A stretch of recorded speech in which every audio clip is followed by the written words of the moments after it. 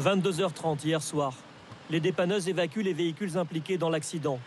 Leur état témoigne de la violence du choc. Dans cette Renault Laguna se trouvaient une femme enceinte, son frère et son enfant âgé de 6 ans.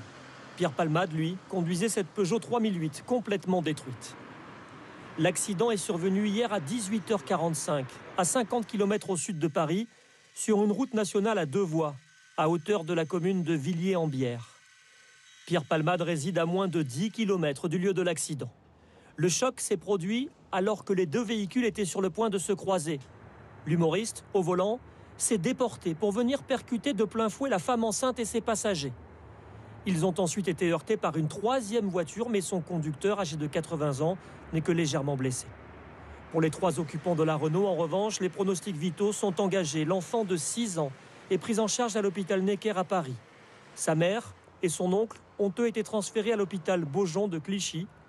Pierre Palmade, lui, avait été admis hier soir dans un état critique à l'hôpital du Kremlin-Bicêtre. Mais ce matin, d'après un communiqué publié par sa famille, ses jours ne sont plus en danger. Ses proches pensent aux personnes touchées pendant cet accident et attendent des nouvelles rassurantes.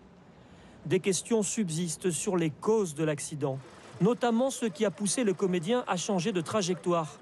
Des témoins auraient vu hier soir 2 passagers s'échapper de son véhicule juste après le choc. Contacté ce matin, le procureur n'est pas en mesure de nous confirmer cette information.